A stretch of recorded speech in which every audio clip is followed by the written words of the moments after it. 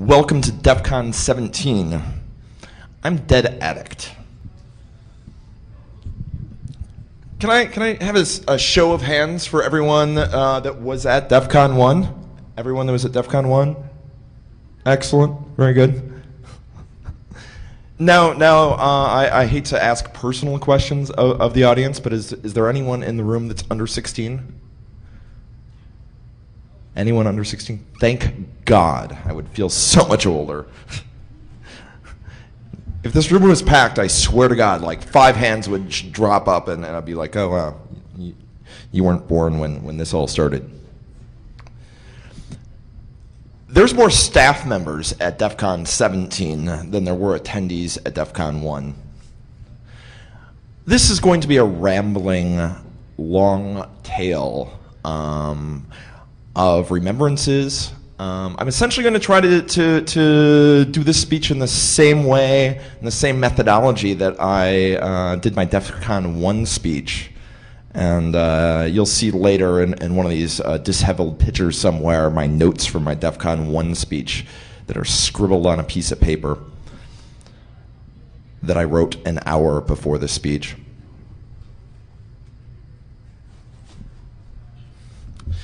So let me give you a little background about myself and how this all started. That's who I was 17 years ago. I had longer hair then. Honestly, about 2 weeks ago, my hair was that length, so it's not actually that dramatically different. This is who I am. I'm actually the same person. I'll be honest about that. I'm a little aged, but beyond that, I'm the same person. 17 years ago, I moved to Seattle, and I moved from Arizona, and I moved from the jurisdiction of Gail Thackeray. I don't know if anyone here knows who Gail Thackeray is. Any hands for remembrances of one of the more famous prosecutors of hackers, Operation Sun Devil. The prosecuting attorney for Operation Sun Devil lived in my area code, and I don't know, I was 18 or so when I was living in Arizona, and I had the judgment of an 18-year-old and the curiosity and desire to go where I shouldn't that many people in this room probably have to this day. So I at one point I asked her several years after knowing Gail, so did you ever have a file on me? Were you ever investigating me? And she's like, no, I didn't, Eli. No file on you. And I'm like, I kind of felt insulted because there were 6 members of our crew. 5 of them got busted by Gail Thackeray. And I'm thankful and was thankful, and I'm continually thankful that those other 5 that were busted didn't look to me as the asshole that ratted them out, because I wasn't. I didn't. But it looks bad. And hackers are paranoid, particularly when they're getting busted. It's reasonable. It's a reasonable thing. So when I was 19 years old, I moved to Seattle, and one of the things I did when I moved is I checked out the local bulletin board scene and found the local interesting underground BBSs. And I was a little bit of a social engineer at the time, and so what I like to do is break into chat with a sysop and convince them how cool I was and how they should give me elite access. Not just to their silly elite areas, but I want to be co-admin of everything. And that's kind of was my mentality. I was co-administrator of a lot of boards with lots of fun criminal activity going on. At the time, I was a founding member of a group that had sort of dissolved, nearly dissolved after I left the area, which was the NSA. Not that NSA, the National Security Anarchists. Years later, I met someone from the NSA that they did what they call a backronym, and he created a team called SNAC, and he came up with the acronym first and then figured out what it meant later, and I'm like, wow, what a coincidence, because I did the same thing a number of years ago. I think I was more amused about that than he was. So I moved to Seattle, and I broke into chat with the Dark Tangent on the Dark Tangent BBS. And with the intent of trying to con myself some co-admin access. Unfortunately, the darkest of tangents is more clever than most of us.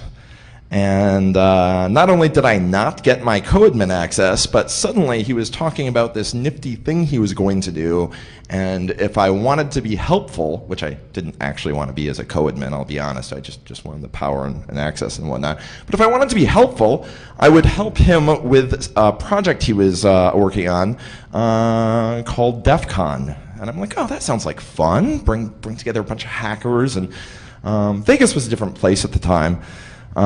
Vegas wasn't trying to be friendly to families. They were pretty honest about their sin. You go to Vegas for debauchery, for alcohol, for gambling. Honestly, it was a sinister town filled with sin, but there was honesty in the sin then. And at the time, no one in their right friggin' minds would ever go to Vegas in the middle of the summer. Now there's a huge convention business, despite the economy, that rolls throughout the entire year. But at the time, the middle of the summer in Las Vegas was a pretty empty place and a pretty reasonable, cheap rate to get some conference space. And DT handled all that. He chose the place. He chose the venue. You'll notice throughout this, DT was the mastermind and I was the minion. But I had vision as well, and I had things to contribute. A number of years after DEFCON had been existing, I was writing up a little bio about the beginning of DEFCON, and I was writing, the beginning of DEFCON, a small group of hackers. And Jeff says to me, what are you talking about, a small group of hackers? It was just you and me, dude. I'm like, oh, okay, well, it felt like more. And someone asked me recently, you know, well, what was DEFCON 1 like? And I'm like, well, I've been researching it. And unfortunately, that's sort of true. I have been researching it. I don't know if many of you are veterans of DEFCON, but it's true that there will be occasional memory lapses if you're doing it right. So let me go back to a little bit about who I was. I was a member of a pirate group. I was the one of the founders of that poor idea, the National Security Anarchists. I was kind of all about group affiliations. I was co-admin of a lot of things. Today I'm co-admin of nothing. I affiliate with no groups. I'm not a member of anything. I give the EFF money each year, and they're like, great, we'd like to sign you up. I'm like, no, here's some more money. I don't need to be on your rolls. That's fine. I'm, I guess what you would say, more risk averse now than I was, and I think that comes with age. And while I am all suited up, I will be honest, this is the first suit I've owned in my life, and I just got this to look silly at the conference. So, that's Gail Thackeray. That's a sphere. I'll show you what that is for in a bit. Let me tell you a little bit about the philosophy that I had going into this. And DEFCON, the people talk about, well, was DEFCON the first HackerCon? Not at all. DEFCON wasn't even close to the first HackerCon. It was possibly, however, the first conference where everyone was invited. That wasn't an invite-only conference. And the idea behind an invite-only conference is kind of nifty. Well, it'll be secret, and we'll just invite our friends, and no one will know about it, and it'll be an elite bunch of hackers, big secretive meeting. And if you look at the history of the Computer Underground, and when I first started, I read everything that was ever published about it, which in 1991 was actually a feat you could accomplish. And consistently at every one of these conferences, every one of these private, elite, small, closed conferences, the feds were there. Law enforcement was there. They knew. They infiltrated all these BBSs. And then so they would bust down some doors because people were doing some stupid things at the conference. And yeah, I'm sure that doesn't happen at DEF CON. So we decided, look, the feds are going to come. And in our mind, feds was a generic term for law enforcement, for the intelligence community, for prosecutors, all of those people that could possibly get us innocent folks who like to explore. They were the feds. So we're like, fuck it, we'll just invite them. They're going to come anyways, and if we invite them, and if we ask them to come to our conference, then at least everyone at the conference will be painfully aware, yes, there are feds running around here. Don't be stupid in front of them. Exercise some caution. But also at the time, and it was essentially, I kind of visualized this complex balance of things in my head. And I sort of feel that balance is worked through the years and was a reasonable one. So one, let's bring the feds in. Two, well, sometimes feds, particularly back then, when they were new to investigating cybercrime, sometimes the feds did inappropriate things. They busted people in inappropriate ways. They didn't follow due process. So we thought we'd invite the press, too. Because if there's anything that bad acts don't like and inappropriate actions by law enforcement and government doesn't like, it's a big spotlight. So that was another equation. We'll invite the press. We'll recruit actively to get the press here. And we got the press. And I'll show you a couple of pictures of articles that were taken. Robert X. Cringely came. Someone from Unix World came. And I have a fax that we sent off to Rolling Stone, trying to get Rolling Stone to come, and we were sort of begging them. So the other piece was civil libertarians, and lawyers. Well, let's get the feds here, the press to cover it, and then the lawyers to defend and watch over everything if anything goes bad. Which all sounds kind of convoluted and silly, but if you look back at the history of DEFCON, having the civil libertarians here has been really, really useful. And the EFF turned into an organization, instead of a grassroots sort of civil libertarian organization, it turned into an organization that's lobbying and a litigation-based activism, which I'm thrilled about. I continue to support the EFF. And we invited the EFF. At the time, the EFF said that it wasn't their funding. They couldn't get here because of financial reasons. But we invited the CPSR, which were the Computer Professionals for Social Responsibility. A lovely bunch of folks. Initially, they were going to call themselves Nerds Against Nukes, but they didn't think they'd be taken as seriously if they had that title. So we brought Gail Thackeray in, and it wasn't an easy thing. It was probably the most difficult recruiting of any of the DEFCON 1 speakers, certainly. And I remember this conversation, or I remember memories of this conversation, because memory is a tricky thing, and I don't know if I've given lengthy disclaimers yet, but all of this could very well be fiction. It is based on 16-year-old memories that alcohol fuzzed, potentially. So I called up Gail Thackeray, and I'm like, Gail, we have this conference, and it's a bunch of sort of hackers. We'd love for you to speak there. And Gail Thackeray, and I don't blame her one bit for this, her reaction was, really? So you want me to speak in front of a group of criminals and what, give them advice? Tell them how to evade the law? What exactly do you want from that? And initially, the first conversation didn't go well. And I called her back a couple of weeks later, and honestly, I have no idea how I convinced her to come. And I credit her immensely. I can't credit Gail Thackeray enough. She had bravery. She stepped out of her comfort zone. She did something that undoubtedly her colleagues would tell her she was insane. And what she did is she set a precedent, I think. And the precedent really was communication between law enforcement and the hacker community. And there was some hostility, certainly, because she'd prosecuted friends of many attendees, including myself. But we gained insights about what they cared about. And really, there are bad people doing bad things, and they use computers as tools to do those bad things. And she realized, and I think the law enforcement, and we'll call them feds collectively, realized that the people that call themselves hackers, even though they might have broken countless laws and did so pathologically and continuously, did not have the motivations that they expected from criminals. We were criminals that had no financial motivation. There was no crimes of passion. There wasn't violence associated. We weren't part of a mafia. Well, of sorts. There was, to call the hacker community organized, I think would be highly inappropriate. And so I think what happened is that when she came, she gained insight and then opened the doors to allow further law enforcement and whatnot to come. And eventually, at a certain point, and I'll try not to look too much forward.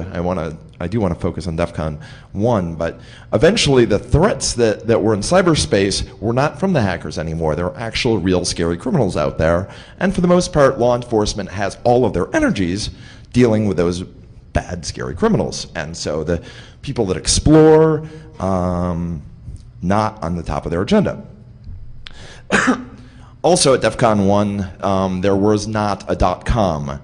So, or there might have just been a .com. And I remember the crossover. I wasn't a university student, so I had no .edu accounts. And if I wanted to get on the internet, largely I had to break the law. If I wanted to use a Unix system, largely I had to break the law. And I remember when the first versions of Linux came out and my hacker friends were downloading it so they could hack themselves as opposed to hacking other people so they can hone their techniques on their own systems as opposed to learning how to exploit things on other systems. I'll get to Dan Farmer in a second. I want to talk about another one of my mistakes. And there's a number of mistakes that I was involved with. Jeff did a lot of really, had a lot of really good ideas that executed really well. And I believe I contributed to that complex relationship of all the players that should be involved. I think I might have done that right. But one of the things I did wrong was invite a friend of mine who was a mentor to me. His name was Dark Druid. He had more skills than I had. He was several years my junior. I was 18 or 19. He was 16 or so. And he had creative abilities and created his own attacks and really was a bright guy.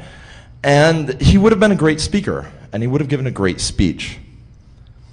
The problem was he lived in my area code, or my old area code, 602 in Arizona, and he was currently being prosecuted by Gail Thackeray.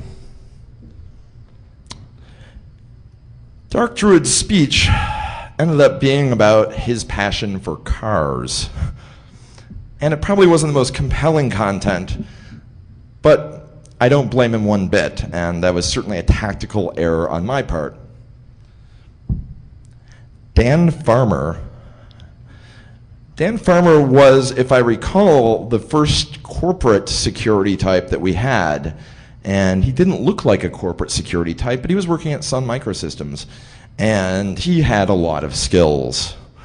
And he walked in the room with two girls on his side, and I believe Robert X. Cringely later characterized his presence at the conference as making out with those girls at the back of the room for most of the conference, and then getting on stage eventually. And some of the contents of his speech were really quite impressive. Essentially, he admonished all the hackers in the room, and at first everyone was like, oh, here's a corporate guy that's going to tell us to quit being bad and to quit messing stuff up.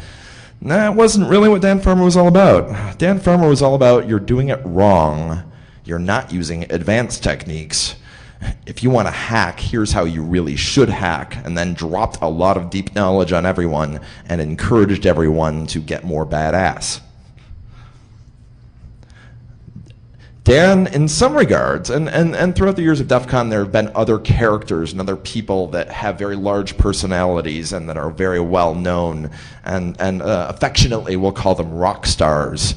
Now, it's funny, it's famous rock stars in a global community of, I don't know, 15,000, right? So the rock stars when they go to DEFCON and when they go to other conferences, but they're not really rock stars. But I would say Dan Farmer was the original DEFCON rock star, and he was a character. Oh. Let me see here. I'm going to show you some pictures. That is a sketch that DT did, and the sketch was of the first DEFCON logo, and scribbled on a piece of paper, and kind of a rough sketch. And I'd like to thank Dark Tangent, by the way, for getting me addicted. And I am dead addict. Mr. Tangent got me addicted to Mountain Dew. I had no caffeine addiction before I met him, but working on programs at 3 a.m. Really really fueled the Mountain Dew addiction. And there's some shots from DEFCON. There's Kale.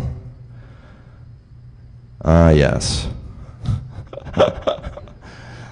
That was a fun shot. There was a professional photographer present, and it was the sister of one of our speakers.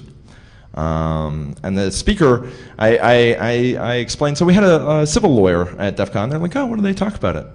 And Curtis Carnow, who's has built up an impressive resume over the years since he's been at DEFCON 1, but Curtis Carnow had a DEFCON 1 speech, and the contents of it was legal implications of autonomous interactions of agents in cyberspace.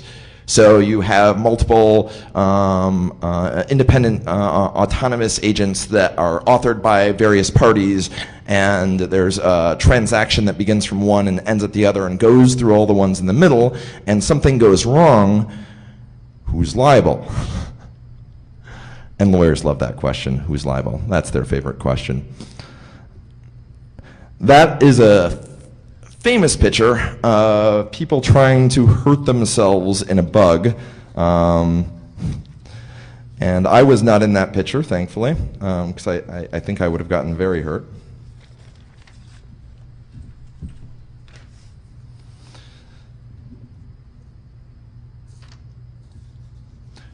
So, a little bit about the swag. And yeah, come up here with this, please. You're about to see the first DEFCON t-shirt ever. And in the front, you'll see the evolution of the design I showed you before. And I think it's pretty nifty. 1991. That was Dark Tangent. Dark Tangent sketched it out. I showed you the sketch earlier. A little gradient, a little work on that. It's a clean t-shirt design. That front is a good front. And if you can turn that t-shirt around, I'll show you my contribution. That is how you don't design a t-shirt. So there's a couple of elements there. Dense text in tiny fonts that requires several minutes of you standing still with your back facing someone till they can finally read it. Now, just a quick resume advice for everyone here. At one point, because I helped design that t-shirt, I did the back. And I'll tell you what that text is because you sure as heck can't read it easily. But I put it on my resume. I'm like, oh, I did something. I should shove it on my resume. And one day, a Microsoft contract agency called me up and said, we saw that you have t-shirt design on your resume. And there's this group in Microsoft that wants a group t-shirt design for their event. And I said, oh, well, I apologize. I'm taking that off my resume right now. While I did do that, I didn't do it well, and you don't want me doing that. So the advice is anything you don't ever want to do again, or you weren't really good at, take it off your resume even if you did it before. Yeah, and it's white. So, wow, this is nice and faded. So let me read you a little bit from this. At the top it says, if privacy is outlawed, only outlaws will have privacy. And I think some of these things spoke to the original ethos of DEFCON, the original kind of where our minds were. Protect your privacy, encrypt your data, use your rights while you still have them. PGP is not a crime. At the time, Phil Zimmerman was being actively investigated for exporting PGP, which he was accused of doing, and there was some real concern that there'd be law enforcement action against him. Along with the EFF, we invited Phil Zimmerman to DEFCON 1, and again, there were financial issues that prevented him from coming. He came to DEFCON 2, and yeah, one of my favorite moments of DEFCON 2 was pulling out a hacky sack and begging Zimmerman to try this hacking sack thing out. And he was puzzled and didn't understand it, and I begged him, and he did. And quickly, 24 hackers ran around in a circle. And I did that merely so I could say I hacked with Zimmerman. So there's some other dense text here, and it's the Fourth Amendment. The Fourth Amendment of 1789, the right of the people to be secure in their persons, et cetera, et cetera, et cetera. Then there's the Fourth Amendment of 1995, And I'll see if I can read it here a little bit. It's a quote from J.P. Barlow. The right of the people to be secure in their persons, houses, papers, and effects, searches and seizures may be suspended to protect public welfare. Upon the unsupported suspicion of law enforcement officials, any place or conveyance shall be subject to immediate search, and any such places or conveyances or properties within them may be permanently confiscated without certain judicial proceedings. So I'm kind of proud of those sentiments, and those words were really good words, and if any of you in the future should have a chance to design a t-shirt, don't use lots of dense text. Thank you for that. That was the other hand that was up when I asked who was at DEFCON 1. Another idea we had for swag was notebooks.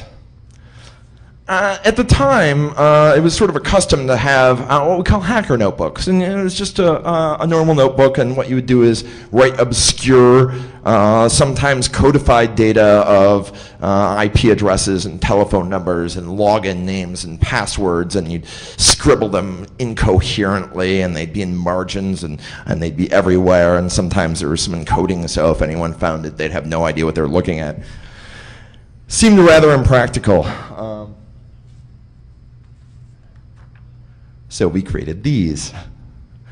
It's a notepad for all this information. And so you can write down all the system details and keep track of them in a nice, clean, clear format and be able to refer to them later. Two large problems with this. One, it's inappropriate to try to sell data that is easily duplicated to a bunch of hackers. There are a few takers, and by takers I mean they saw the pads of paper that we're selling, they took one piece of them, and then they walked away.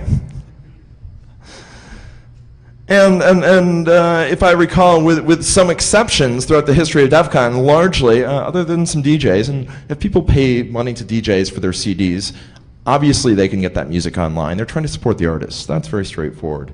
But as a rule, the selling easily duplicatable data hasn't been done since so much. The other concerning thing about these easy-to-read notepads was Gail Thackeray's endorsement, which really wasn't a good thing. That wasn't a pleasant thing. I don't think it helped sales. She was excited about these notebooks, and she was explaining what a pain in the ass it was when they busted someone's door down and confiscated their notebooks to decrypt this massive data that was so hard and it was almost useless. And if hackers would just use this notepad, their job would be so much easier. Fuck. Now, if she really wanted to help her cause, she would have said what a horrible thing it was and how she'd be scared away, and that'd be very bad. One of the things I remember Gail Thackeray saying at DEFCON 1 was, and the quote is, "Drug dealers give themselves better legal advice than hackers do." And essentially what that means is when your hacker buddy that you're sitting next to is trying to know, here's how the law works, don't fucking listen to them, all right? The EFF has a booth, there's actual lawyers running around, the advice is generally not good.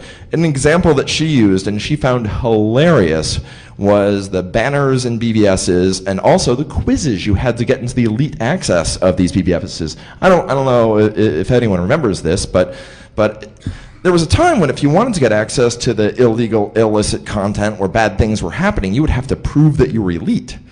By doing that, you would have to, I don't know, list off what acronyms meant that were computer related and answer a bunch of silly questions and any also you had to solemnly affirm that you were not a member of law enforcement, you did not work for a software company, you did not work for the Business Software Association, to make all these assertions. Gail Thackeray called that intent.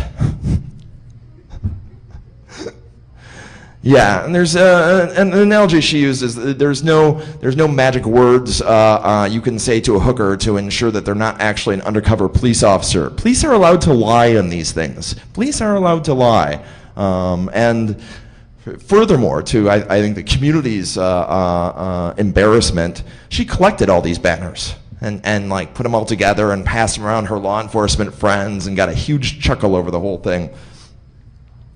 There were a number of questions that Gail Thackeray fielded when she spoke, and they were pretty hilarious too. And they went something like this. So Gail, if I have encrypted on my hard drive 40 gigs, or whatever the appropriate data size of people's hard drives was back then, I have no idea, of data, and then I transfer that data via an encrypted link to my friend on the other side, and then they get the 40 gigs worth of wares.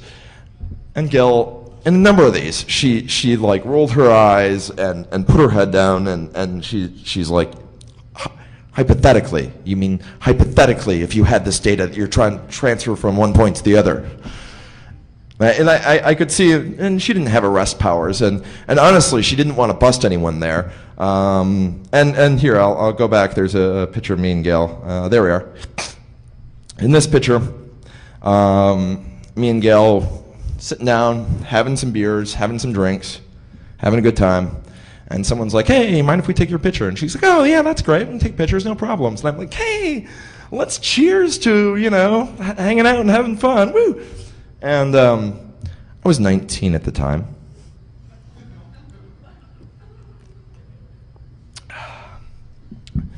Gail, lovely, lovely person she was, might have assumed that I was underage. Not her problem per se, but at that point she's like, hey, DA, you don't happen to have an ID on you with your age on it or anything at the moment, do you? And I'm like, oh, shoot. I think I left it in my hotel room. And she's like, so, why don't we just put down these beers and then we'll take the picture. And that was lovely, and I was willing to do so, and it was a very gracious thing for her to allow.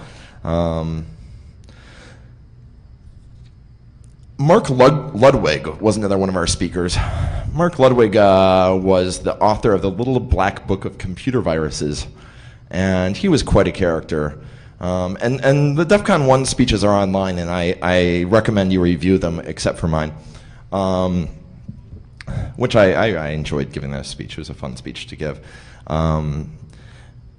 Mark Ludwig, I think, was a very keen representation of the libertarian tendencies within the hacker community.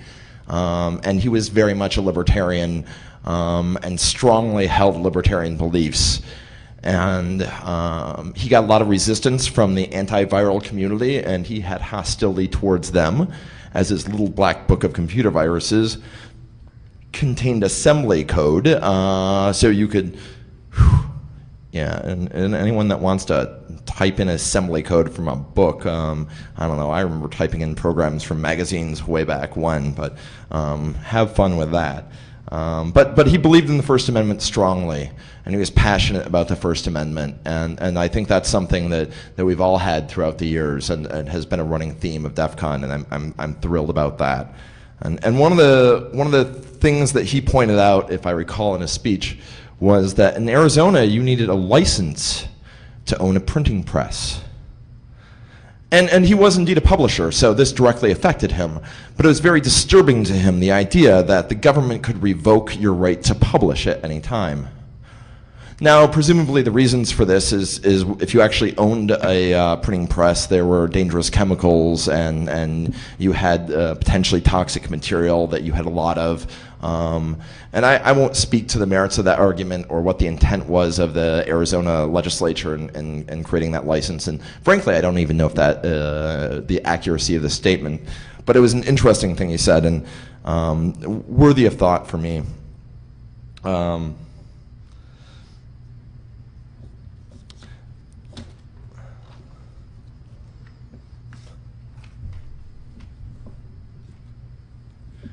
This was our original badge, and it's tiny, and it's laminated.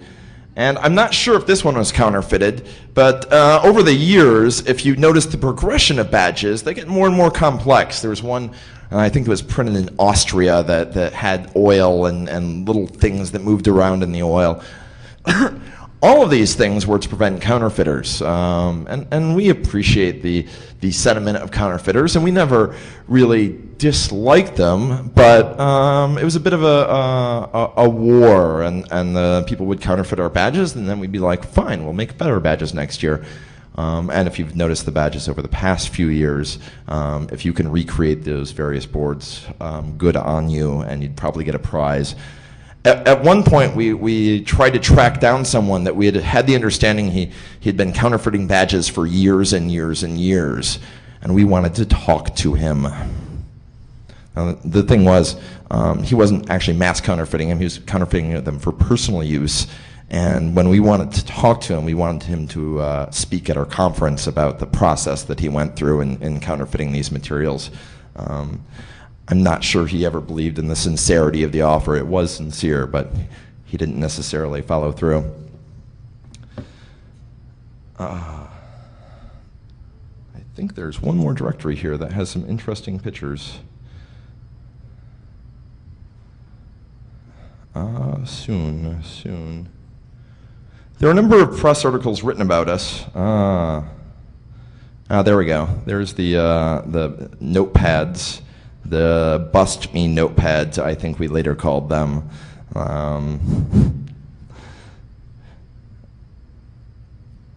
The future of the computer underground, I believe, was my first speech. And I ended up speaking 2 or 3 times at DEF CON merely because other speakers fell through and they dropped off, and suddenly we had an empty slot. In DEF CON 1, there was 1 track of speaking. Maybe 120 people there. But when one person drops out and you only have 1 track, you really need to come up with something else. So I had a lot of fun with the future of the computer underground. And I remember one of the predictions I had would be that the ubiquitousness of Windows NT on the internet, and essentially it wasn't on the internet at all at the time. And it was sort of a crazy and silly prediction, you know, why would people run Windows machines on the internet? Still a valid question, I'll give you that. I'm not sure I was vindicated or saddened by the end result of that. Yes. And that picture, and you saw a larger picture earlier, the woman photographer, I think that was an interesting a look at what early press was, and there were sort of 2 types of reporters that have covered DEF CON over the years, and we've tried to get rid of one of those types. And I mean no offense to anyone who's local to any area anywhere, but local media. I think they came to DEF CON 1. I think we told them to leave. We didn't want those articles. And the depth of the reporting and the focus of the reporting, oh my God, scary hackers, was not so much. And that picture, essentially, the photographer chose the most interesting looking people. And that was the basis of her composition, which is a fair thing. She's a photographer. She composes images.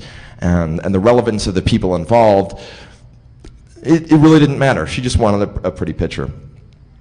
And later years, CNN would show up. And in this case, you know, photographer doing some personal photographs. There was no end game. And showed up in this magazine, New Media Magazine, which has since been defunct. But CNN would later come to DEF CON, and they would use the same strategy. Well, we see a guy with a mohawk. We would like to talk to him. We have 3 minutes that we're going to show about your conference. And there's several people with piercings that look menacing that we would like to talk to. Really? Well, we have lots of bright people here. Some of them kind of look different. No. We want the mohawks. And if you've noticed, there hasn't been any CNN coverage or CBS or any nighttime news or anything like that. No 3-minute spots. We don't want them. And in the beginning, I had a passion about media and had an interest in media, and since then I've been a press goon for the past number of years. And I don't know, at one point I said I was about 40% of DEF CON 1, And DEFCON 1 was a lot of planning, and I didn't realize how much work it was until I went through my old files, and then I saw all this source material, all these people we tried to contact, all this work that we did beforehand, and I didn't have that memory at all. And now the effort is incredible, and there's probably 200 staff members and months of prep work that go into it before the conference. The article that you see, if you'll notice, it's called "What Was Your Best Hack?" And I think that was also indicative of the quality of the media. And I know that journalist, and she was a lovely woman, and I have nothing against her. But that was this sort of perspective that the security, there was no such thing as security press by and large, and it was mainstream media attempting to cover these security-related issues. Now there's not only technical press that's focused on technical issues, but there's also security technical press, and there's actually reasonable coverage that's being given to issues. And by and large, we try to vet those reporters that try to get into this conference, so hopefully they're not jackasses. And there I am. If you look under the overheard, if you can read that at all, this is from Unix World 1993, and I guess you'd say at the time I might have been considered what you call a media whore, and I was happy to talk to all media about anything. Now I'm happy to give them background on things and don't really want to be quoted as much. One of the good things about our friend Unix, there's source code there, which wasn't entirely true because Unix didn't exactly come with source code. Linux came with source code. And I misspoke, and Unix World happily quoted me, and I found that very interesting. Robert X. Cringely, he was our biggest reporter that we had that came to DEF CON, and he was an interesting character. One of the lovely things about Vegas, 16 years ago, all cellular traffic was analog. This made for a lot of fun. The amount of people with radios, percentage-wise, was much, much higher than it is now. And those radios were modified so they could listen in on anything they wanted. And listening in on telephone conversations hasn't really been a hobby of mine, but it's been a hobby of friends of mine in the past, and I've been at their house while they're going through and listening to various conversations. And much like reading email, telephone conversations are boring. Not only are strangers' telephone conversations boring, but if you think about it, listen, overhear what your friends are saying on the phone sometimes, and just listen to their conversations. They're incredibly boring. Honey, I'll be home at this time, and okay, we'll pick up some eggs and stuff, and I'm going to be late for this, and, you know, sorry, boss, I'm not feeling well. People have boring telephone conversations. Similarly, they have frigging boring email, unless you're targeting some attack to read someone's email. Reading volumes of email is about as interesting as reading YouTube comments. There was an exception, however, and that was Las Vegas. Las Vegas is an interesting city. Telephone conversations in Las Vegas are a lot more fun. Some of the toughest drug laws in the country, and yet apparently lots of drugs being consumed in this city. And people were happy to chat about that on their cellular phones. That's fun. Again, prostitution, it's illegal in this city. Very, very interesting. Illegal in the city, as it is most places in the country. Of course, it's not illegal in the state, but it's illegal in the city. And yet, lots and lots and lots of conversations regarding prostitution. And essentially, sex and drugs, I mean, all you have left is rock and roll, and you can listen to that. You don't need to listen to conversations about that. It was good stuff. Robert X. Cringely received a phone call, because all there was analog cell phones. He received a phone call while he was at the conference. He was in the main conference room, and to be polite, he started to move outside of the conference room so he could have a conversation without, with a little bit of privacy. But as his phone rang, 4 or 5 scanners suddenly went off, and his conversation, there was almost feedback going on. And while I did leave the room, I think he realized there wasn't much of a point of it.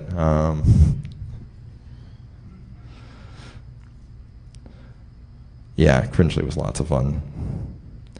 Vegas hackers will reveal hidden calls in Windows 3.1 to LA party girls. Which pretty much was typical of his writing style at the time, and the InfoWorld articles that he wrote. But at the time, InfoWorld for me was this sort of a seminal publication to keep track of the industry. It was a weekly magazine. There wasn't a World Wide Web when DEFCON started, so how you got your information was weekly magazines like this, and I read them thoroughly, and it was quite a thrill to have Cringely around. Does anyone have any questions? Does anyone have any wonder about what happened at DEFCON 1? I'll admit there are certain things that I will not reveal on stage taped. And I'll also admit that makes for potentially somewhat of a less interesting talk. But as Gail Thackeray told me several years after knowing her, when I was pretty excited, because I quit being active at about right before DEFCON 1, and after 7 years passed by, I was thrilled because suddenly all of those potential crimes that I had committed were all eased away by history. Now, I'm going to tell you this, but please don't take it as legal advice. Please go see a lawyer if you have questions about this sort of thing. Gail told me this about the statute of limitations as I was giddily bouncing about at being able to suddenly tell all these fun tales about my poor judgment youth. And I'm like, yeah, I can finally talk. And Gail says, well, you misunderstand how the statute of limitations works, you dead addict. The way it works is that the clock starts ticking the moment we realize a crime occurred. Fuck! Well, that's not fair. I mean, it's true I never got caught for anything, but the mere fact that I never got caught maybe means that no one ever knew that any crimes were committed. So 15 years later, as I'm telling old war stories, I don't want cuffs slapped on me. Again, this is not legal advice, but you might want to think about this before telling your war stories, or fuzz them appropriately. We've come a long way since then. I think the ideals of DEFCON have stayed the same, and those elements that made it interesting. And there were other things that went on at DEFCON 1, like raiding AT&T and trashing them in Las Vegas, arguably the most secure city in the country. Let's go raid the local telco. And these were things that were initiated by attendees, and essentially that's been a tradition that sort of started at DEFCON, unofficial events where everyone will go ahead and do something, and attendees have essentially created all of the auxiliary content, the things other than the speeches, the contests, the game shows, all of these things have been created by attendees who have an idea, and they say, wow, wouldn't it be cool if we could do this? And Dark Tangent's response is, oh, if you want to do this, then we'll provide some space, and if it works out, maybe we'll advertise you next year. And essentially, this entire conference is created by the attendees and by the people that have a passion for the conference. And one of the things we always like to say is DEFCON is not a spectator sport. There are legitimate complaints to be had with the crowding, the hallways at times, logistical problems that occur. But by and large, when people complain about their DEFCON experience as a whole, I tell them DEFCON is what you make of it. And throughout the years, I often think about the time in between DEFCONs as just filler time between when I really live. And I hope you all have an excellent time at DEFCON, and thank you for coming, and thank you.